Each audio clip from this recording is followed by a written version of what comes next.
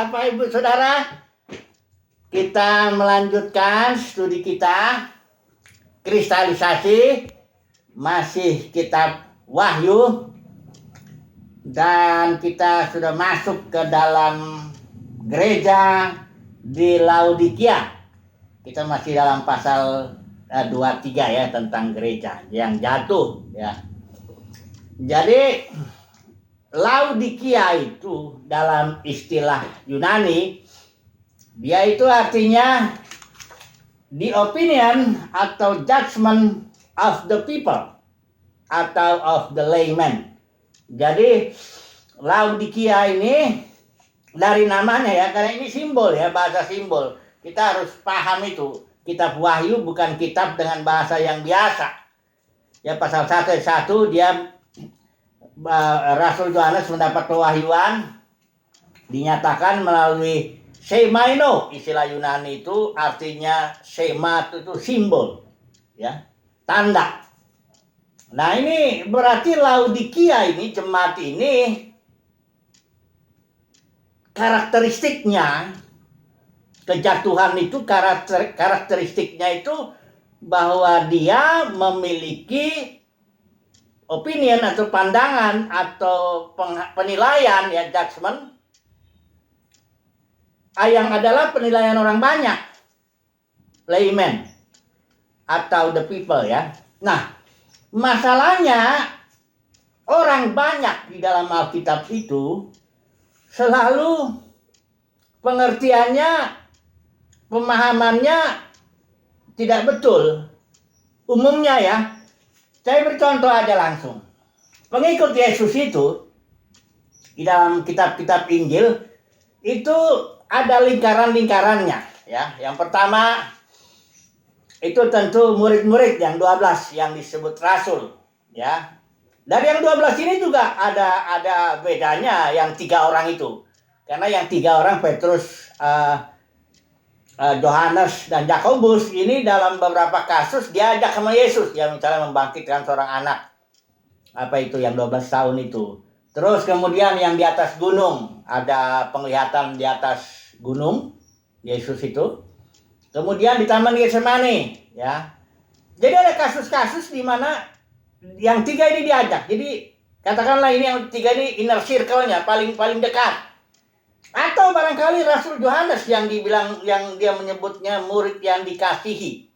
Barangkali dia yang paling dekat lah, dia sering bersandar di dada Tuhan Yesus kalau sedang kumpul gitu. Nah, kemudian dari yang 12 ini ada lagi lingkaran berikut, yaitu 70 murid. Nah, mereka diutus ya untuk memberitakan Injil, menyembuhkan orang sakit dan sebagainya. Dari antara lingkaran-lingkarannya ada juga lingkaran yang perempuan-perempuan yang mendukung pelayanan Yesus. Dari antara itu ada Maria Magdalena yang kelihatannya lebih dekat ya. Ada juga Maria yang memecahkan buli-buli itu di kaki Tuhan Yesus itu. Ada dia Marta ya. Kemudian dari semua lingkaran-lingkaran itu ada lagi lingkaran yang paling luar lah, kita bilang begitu ya. Outermost circle. Inilah dia orang banyak. Ya. Ini orang banyak yang, atau barangkali ada satu lagi lingkaran yang kita bisa sebut ya, kayak model Nikodemus yang enggak langsung nentang, tapi ya enggak bisa juga dibilang murid. Misalnya Yusuf Arimatea itu dibilang murid, tapi dalam Injil Yohanes dibilang dia murid Yesus tapi sembunyi-sembunyi karena takut kepada orang banyak ya. Jadi dalam kitab Injil ada lingkaran-lingkaran begitu pengikut Yesus itu, dan yang paling katakanlah negatif yang dibayangkan itu yang orang banyak ini, the people atau the layman ya. Kenapa dia orang banyak ini negatif ya? Penilaiannya juga ini, karena orang banyak ini udah jelas dia cari roti sebenarnya. Karena Yesus dia kan bilang di Injil Yohanes itu, kamu mengikut aku kan cari Yesus ini orang banyak ya. Setelah mujizat roti ya, cari Yesus dia. Tapi Yesus bukakan isi hatinya orang ini. Kamu cari aku bukan karena kamu melihat tanda. Melihat tanda artinya Yesus bikin tanda mujizat ya. Roti jadi makan roti, roti hidupnya itu Yesus ya. Jadi kalau orang banyak tuh nggak ngelihat bahwa Yesus adalah roti hidup, nggak lihat itu. Dia tetap fokusnya lihat roti jasmani. Jadi Yesus bilang, kamu datang kepadaku bukan karena kamu melihat tanda, bukan karena kamu tahu bahwa akulah roti hidup, tapi karena kamu makan roti dan kenyang. Istilahnya cari kenyang doang gitu loh, cari perut. Itu. Ya kayak gitu-gitulah orang banyak ini ya. Ya cari kekayaan, cari berkat, cari senangnya, cari aman, udah yang negatif ya. Dan memang begitulah dia orang banyak itu. Ya, nyatanya orang banyak ini satu, tapi orang banyak ini adalah kemuliaan orang Farisi. Maksud saya begini. Ketika Yesus diadamkan ya, Yesus dengan Barabas waktu itu kan, waktu di depan Pilatus itu, kan orang banyak dengan mudah dipengaruhi oleh orang Farisi supaya memilih Barabas, penyamun. Bayangkan saudaraku ya. Saya yakin ini orang-orang banyak ini diantaranya pernah merasakan kesembuhan dari Yesus. Pernah merasakan roti yang mujizat mana itu pasti pernah lah mereka. Ya masa kan nggak pernah. Bang Yesus keliling-keliling situ aja kok. Di Palestina nggak jauh-jauh. Ya, tapi dengan mudah orang banyak ini dipengaruhi oleh Farisi sehingga pilih Barabas. Ya, ini memang cirinya orang banyak ya begitu. Ya, tapi orang banyak ini adalah kemuliaan orang Farisi. Kenapa? Karena orang Farisi ini dia disegani loh sama orang banyak, orang Farisi itu kayak model Gamaliel, ya. Nikodemus juga termasuk lah. Makanya Nikodemus datangnya malam-malam, dia malu kalau kelihatan sama orang banyak bahwa dia datang kepada Yesus ya, ya katakanlah orang miskin ya begitu ya, nggak ada pendidikannya di zaman itu dan sebagainya. Ya, jadi orang-orang Farisi atau yang membunuh Yesus itu, yang juga hamba Mamon, orang Farisi ini hamba Mamon juga, karena di Lukas itu dibilang, ini kemuliaan orang Farisi itu karena dia punya backing, istilahnya begitulah, backing ya, saya bilang ya. Backingnya siapa? Orang banyak. Nah, itu dalam dunia Yudaisme kan. Saya mau coba dulu terapkan langsung dulu ke sini dalam dunia kekristenan. Karena dunia keagamaan sama aja, nggak ada yang baru. Ya, dalam dunia kekristenan orang banyak. Saya mesti katakan terus terang supaya gampang aja, karena udah waktunya nih ya dibukakan. Orang banyak pengikut Yesus ya maksud saya. Saya mau bicara orang banyak dalam dunia kekristenan pada umumnya ya mayoritas itu ya, itu cari roti. Ya enggak cari Yesus tuh enggak. Cari berkat, cari aman. Kalau bisa mengelak penderitaan lah, jangan ada sedikit pun susah hidup ini ya. Ikut Yesus kan, ada yang bilang bahkan itu yang saya rasa itu suara mayoritas, suara orang banyak. Dia bilang gini, segala sesuatu yang kutuk-kutuk ya, penderitaan ditanggung Yesus. Kita tinggal enaknya aja di sini. Ya, itu dalam seminar itu saya dengarnya itu, seorang terkenal di Indonesia ini, itu menyuarakan suara orang banyak. Nah jadi kalau ada pengkhotbah ngomong, ini saya kasih tahu dulu ya, supaya saudara tahu siapa orang-orang Farisi di zaman ini, ya, yang backingnya itu orang banyak. Kalau seorang pengkhotbah di sini dalam dunia kekristenan, khotbahnya disukai orang banyak, ini saya bilang. Ya itulah dia Farisi zaman ini. Itulah dia yang bunuh Yesus dan hamba Mamon. Mesti dibukakan. Ya. Karena di zaman ini Paulus juga sudah membuatkan, ada saatnya orang banyak kumpulkan guru-guru yang menyenangkan telinganya. Dia nggak cari kebenaran orang banyak itu, enggak. Orang banyak mah cari yang nyenengin aja, yang kocak-kocak, yang lucu, yang ringan dan yang lucu ya. Hiburan lah ya. Itu orang banyak. Dalam Yudaisme begitu, dalam dunia kekristenan ya begitu juga, nggak ada bedanya. Kitab Pengkhotbah bilang nggak ada sesuatu yang baru di bawah langit. Di bawah matahari nggak ada yang baru. Yang begitu juga. Jadi gereja Laodikia ini karena dia katakanlah dia karakteristiknya dari Laodikia ini adalah penilaian atau penghakiman atau pandangan orang banyak, maka menimbulkan masalah di sini. Pertama, suam-suam. Suam-suam itu artinya, kalau kita baca dulu ya, ini suam-suam ya.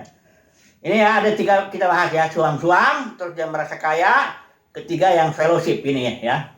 Kalau bisa nanti nih sampai kepada yang ketiga, kalau enggak besok kita sambung. Jadi yang pertama, suam-suam ini ya. Saya baca dulu. Ayat 15 pasal 3.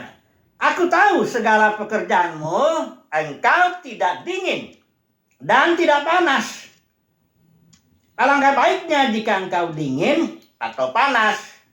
Jadi karena engkau suam-suam kuku dan tidak dingin atau panas, aku akan memuntahkan engkau dari mulutku. Ini dia ciri-ciri salah satu orang banyak, ciri-ciri pengikut ya. Saya nggak bilang orang banyak itu orang dunia, bukan. Orang dunia kita nggak bicarakan, ini gereja. Gereja Laodikia. Ya. Gereja yang udah jatuh. Jadi ciri daripada orang banyak ini, yang barangkali yang sering datang ke gedung-gedung kebaktian itu loh. Yang kumpul-kumpul 10.000, 20.000, ya ikut-ikuti begitu. KKR barangkali pindah sana, pindah sini, dan sebagainya. Ini cirinya berikut, ya selain tadi itu, apa? Suam-suam kuku. Suam-suam kuku itu apa ya? Tidak radikal. Dibilang ikut Yesus, iya juga ikut Yesus. Tapi kalau dibilang ikut dunia, iya juga gitu loh. Kalau dibilang apa ya? Orang dunia enggak. Rajin kok datang kok. Hari Minggu ya. Barangkali bayar-bayar perpuluhan atau apa sebagainya, muji-muji Tuhan sebagainya. Enggak bisa dibilang orang dunia. Tapi kalau dibilang orang Kristen juga, ya bagaimana ya? Gitu. Kok cuma Minggu doang kudusnya? Senin sama Selasa, Senin sampai Sabtu, bisnisnya pun apanya pun semuanya udah kayak orang dunia aja gitu. Ini suam-suam kuku. Ternyata Tuhan di sini saya kaget juga ya, dia lebih senang. Ya, alangkah baiknya katanya. Ini firman Tuhan bilang, udah lebih bagus sebenarnya engkau dingin aja atau panas. Ya. Jadi ini tajam ini kalimat ini loh sebenarnya loh. Artinya kalau suam-suam kuku kayak gak ada gunanya gitu. Nggak usah jadi pengikut Tuhan lah. Kayak gitu. Ya kayak ya palang kayak garam gitu udah hilang itu udahlah dibuang. Nggak ada gunanya jadi pupuk pun nggak guna juga. Ngeri nih kalimatnya. Alangkah baiknya jika engkau dingin. Kalau dingin tuh lebih bagus. Kata Tuhan, bukan kata saya. Alias tidak ikut Tuhan, itu lebih bagus loh katanya. Ini kata Alkitab dia bilang ya. Daripada kayak suam-suam gitu, kayak orang banyak, udah lebih bagus nggak usah ikut. Cari aja dunia ini. Bisnis aja, cari duit, apa semua. Jangan manfaatin Tuhan. Apalagi main game kayak main game. Karena gini, orang Farisi ini emang backingnya orang banyak. Khotbah orang Farisi itu kayak gitu. Kalau kasih perpuluhan nanti lebih dapat banyak. Tuhan dianggap kayak dukun gitu. Lu kasih gini ya, lalu berkati ya. Tabur segini ya, nanti tuanya ini, aduh. Lebih bagus lah udahlah. Kalau emang mau cari dunia, carilah dunia.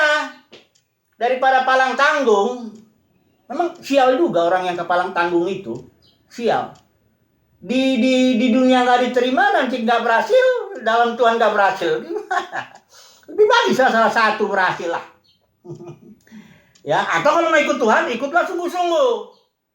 Ya. Menurut saya, dia harus keluar dari dalam dunia kekristenan yang dengan suara mayoritasnya itu yang suam-suam begitu, dia harus keluar. Kayak di apa waktu orang Israel jatuh dalam, karena dunia kekristenan sudah dirasuk oleh 3 ajaran sesat itu.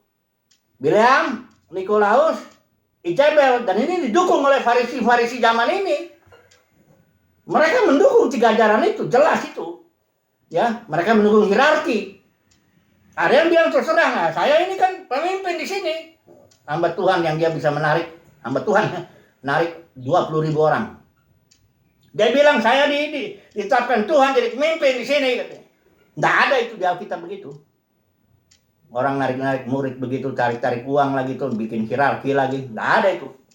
Nggak ada contohnya, nggak ada ajarannya. Kecuali ajaran Nikolaus dan Ijabel. Kemudian dagang. Udah pastilah itu. Dunia kekristenan udah rusak. Pecahlah itu gereja menjadi ribuan denominasi karena 3 ajaran ini. Dan Farisi-Farisi itu mendukung itu. Dan orang banyak itulah backingnya. Itulah kemuliaannya. Kemuliaan hamba Tuhan dalam dunia kekristenan ini apa? Orang banyak. Kalau saya bisa narik banyak orang, kan dapat duit, dapat kemuliaan manusia, dapat segalanya.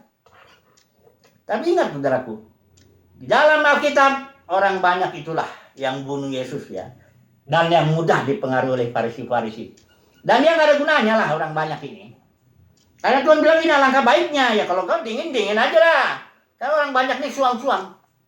Orang banyak itu suam-suam kuku. Nggak dingin, nggak panas.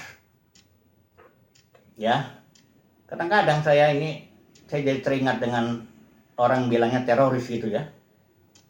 Tapi di satu sisi saya kalau saya renung-renung ya. Ini orang-orang radikal ini. Orang-orang yang nggak dingin.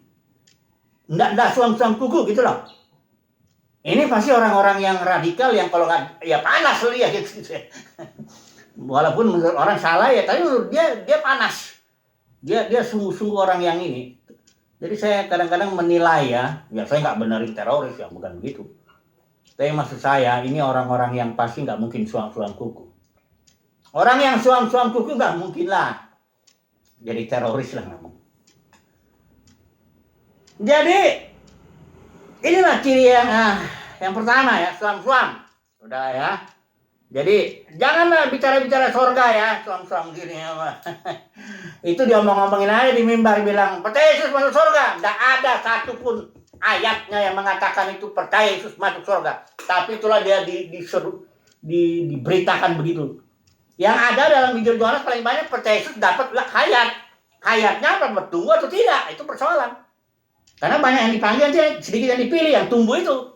Nanti yang setia lagi, yang radikal, yang menang itu. Nggak ada yang suam-suam. Yang suam-suam itu ada rencana Tuhan lah, nanti lah, dibuang dulu lah. Ya. Ini saya ngomong terus terang aja, daripada nanti kaget pas pengadilan Kristus. Lebih bagus sekarang ini ya. Lagi pula saya bicara bukan untuk nyenangin telinga orang banyak, bukan. Karena kalau saya berbicara menyenangkan telinga orang banyak dalam dunia kekristenan, berarti saya ini orang-orang Farisi di zaman ini.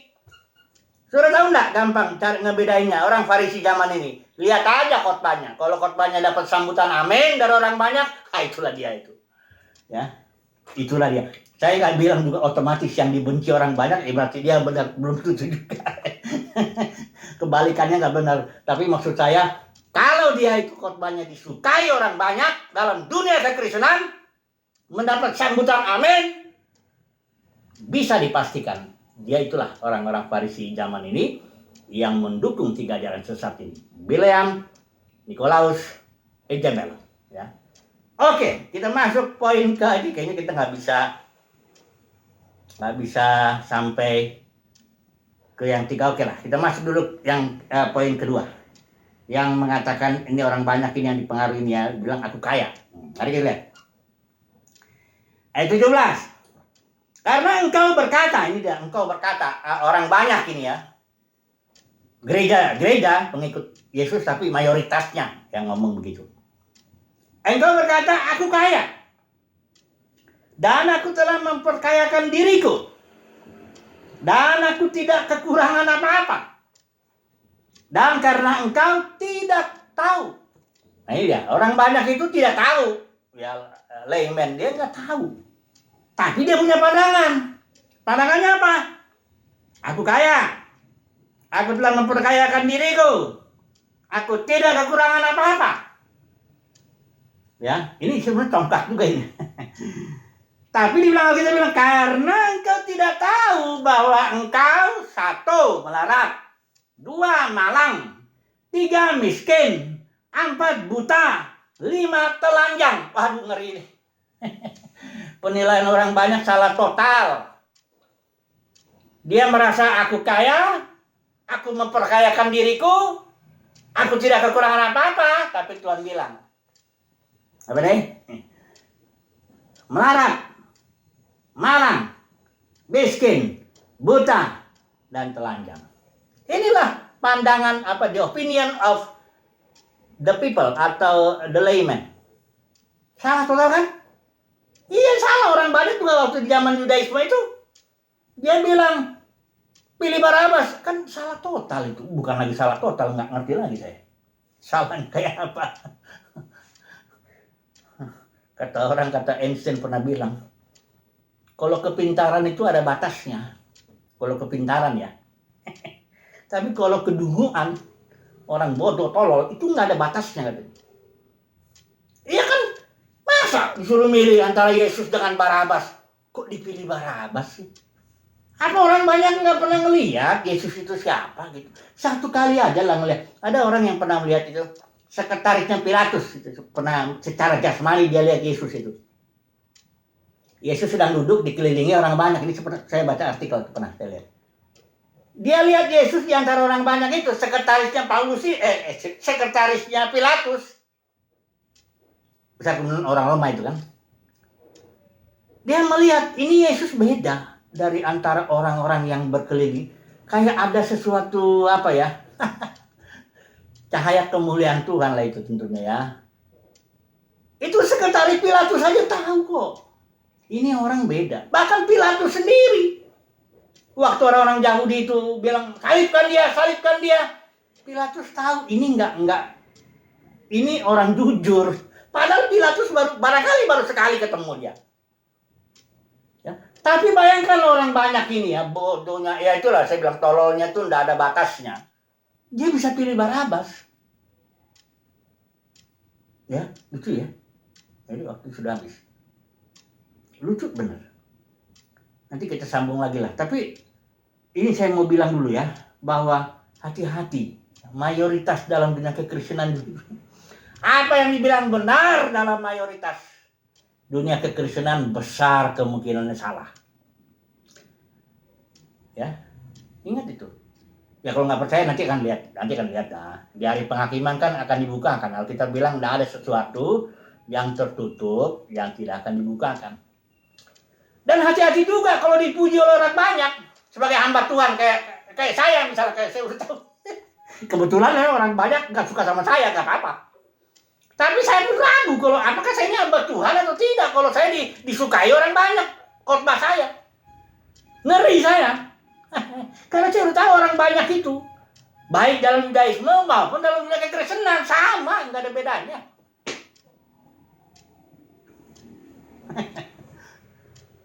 Nantilah ya kita sambung obat yang Tuhan berikan di sini. Atau kita ambil dulu sedikit lagi ya. Karena saya harus khotbah hanya 25 menit ini. Gak boleh lebih. Ini ada obatnya ya. Emas, pakaian putih, dan minyak. Ya. Emas ini di sini tentu sifat dasar Tuhan, ini simbol kan. Simbol bukan emas jasmani ya. Itu ajaran Farisi zaman sekarang itu yang otaknya jasmani. Kalau dibilang emas, katanya masuk surga jalannya emas. Nah, ini kan itu kan nggak benar. Emas itu simbol daripada sifat dasar Tuhan atau karakteristik Tuhan yang adalah hayatnya Tuhan itu. Joy. Emas. Kedua pakaian putih. Ya. Pakaian putih ini kalau dalam Harun itu waktu dia mau mati pakaiannya dilepas dulu. Baru dia mati, artinya ministry. Berhenti sebagai imam ya, pakaian imam. Jadi pakaian simbol dari ministry, tapi juga simbol dari perbuatan. Ini kalau dalam Wahyu 19:8 pakaian. Kemudian minyak simbol itu pengurapan ya, Roh Kudus lah ya. Kita cukup dulu lah ya, sebentar nanti kita ambil kesimpulannya beginilah. Besok kita sambung masih Laodikia ya, karena ini masih banyak ini yang terutama ayat 20 mengenai fellowship. Jadi beginilah, kejatuhan gereja Laodikia karena penilaiannya, pandangannya adalah pandangan orang banyak. Itu kejatuhannya. Itulah kerusakan gereja Laodikia. Congkak jadinya. Suam-suam kuku jadinya. Kenapa? Iya karena pandangan orang banyak. Dan kita tahu orang banyak di Alkitab itu siapa? Yang bunuh, yang milih Barabas ya gitu. Oke lah, puji Tuhan lah. Nanti kita sambung lagi besok. Haleluya.